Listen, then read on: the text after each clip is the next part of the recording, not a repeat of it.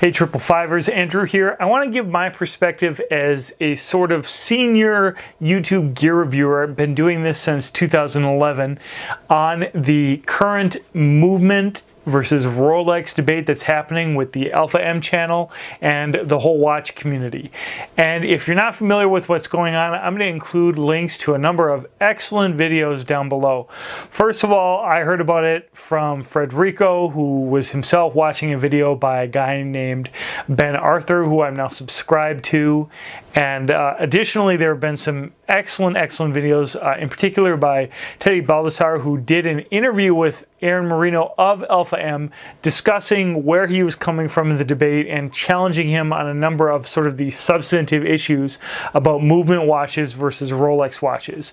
And then lastly, the other video that I want to mention was really good is Adrian at Bark and Jack did a 5 reasons why Rolexes are better than movement watches as a kind of counterpoint to Aaron's video on AlphaM that I'm sure is going to do very well because it's very on point and goes point by point through AlphaM's comments.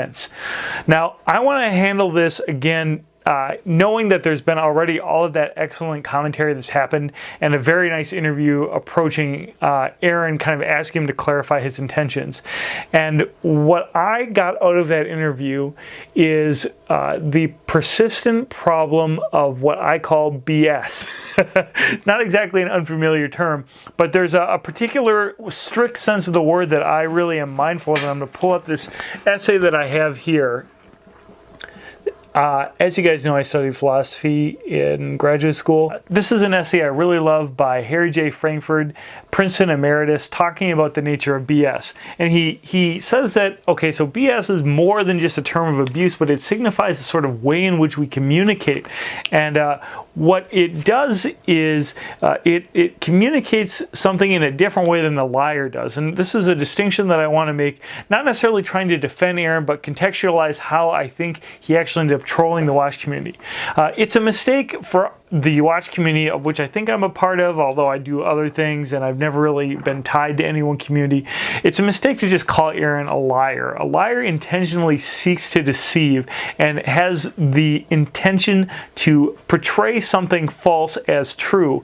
And what I got out of Aaron's interview with Teddy, and also when I watch any AlphaM video, is this is not a guy who's purporting to know everything and to be a sage and to be a resource, a wellspring of knowledge that is irrefutable or dogmatic.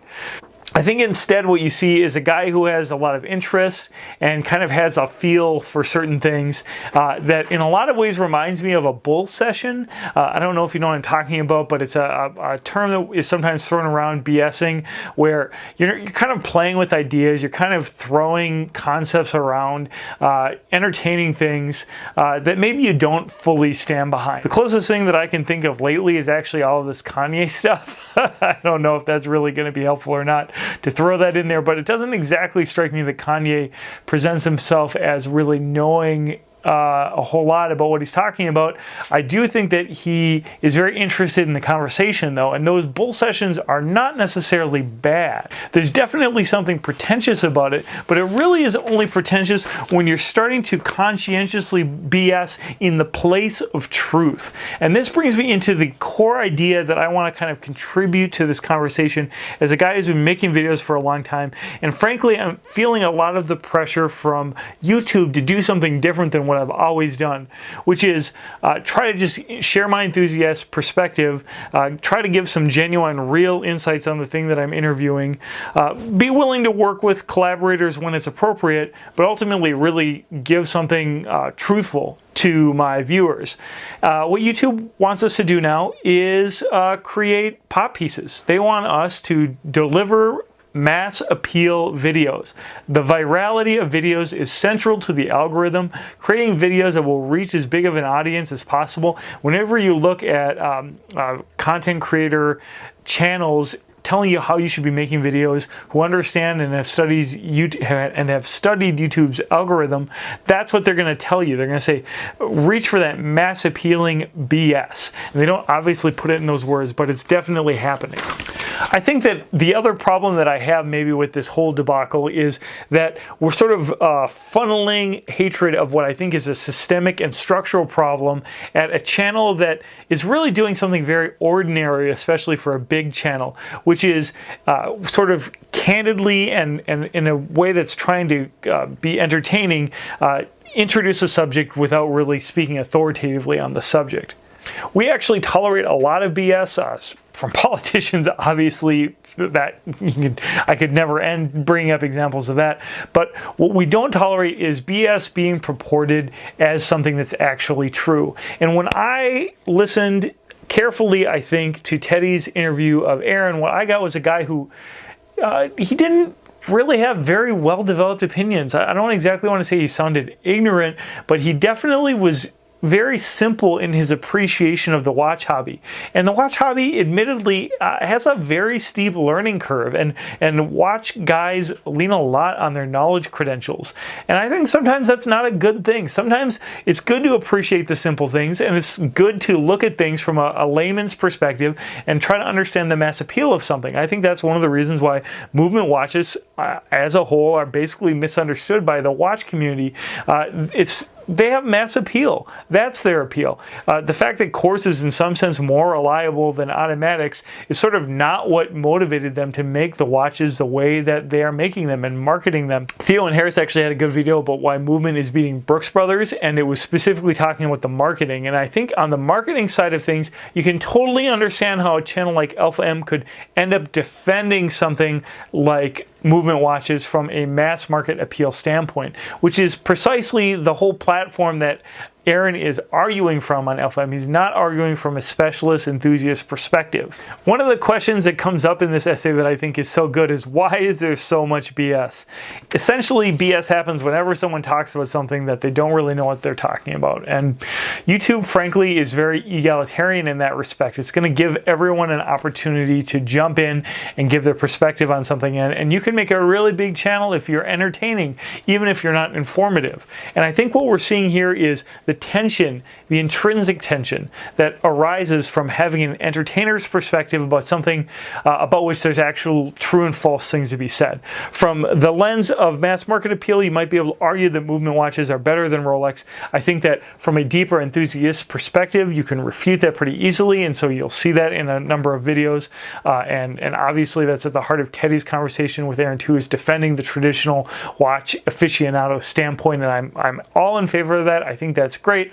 I also really think that it's sort of missing the problem by just saying, well, Aaron's a sellout and he is full of BS. I think that it's probably intrinsic to the platform of YouTube that a lot of BS is encouraged, and that there's a way in which we're all sort of even willing to tolerate BS in a way that is part of the whole premise of YouTube. I'm reminded of Jim Gaffigan's skit about McDonald's. I'm not going to describe the skit because it's explaining a joke is always lame. But the idea that we sometimes just crave things that are superficial and that's part of our interaction with the media, well, that's as old as time. Now, I do think that it's true that insofar that statements purporting to be true are no longer true, but are being used for some other ulterior motive, whether it's selling something or promoting even your own self-interest, that's when you're creeping into the propaganda territory. And I do think that there are ethical problems with that. So I guess that would be the thing that I would want to see Aaron really reflect on. But I also think that it's sort of disingenuous as a watch community to not recognize when we're getting trolled, when we are clearly not looking at the troll's perspective and appreciating the fact that we're getting trolled and having a good laugh with it. The vitriol and the anger and the confusion sort of doesn't make sense in the bigger perspective of what is always happening on YouTube. I mean, think about all of the crazy videos that we've seen here on YouTube over the years, not within the watch community, but within the whole totality of YouTube, which we're all watching. So in that sense, I kind of want to invite reflection and thought about the merit and the place that entertainment has on YouTube and how that's related to the educational content on YouTube, and how there's often tension between sort of BS product videos and serious study videos. I do want to comment that I think it's really important that when you're getting paid or sponsored for a video that you're honest about that and forthright about it.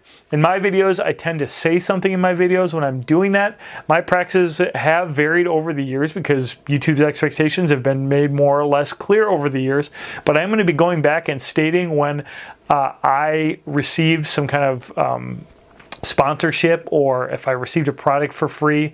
It does happen in my videos and I usually state it, but I'm going to actually be going through and annotating it in the descriptions just for extra clarity.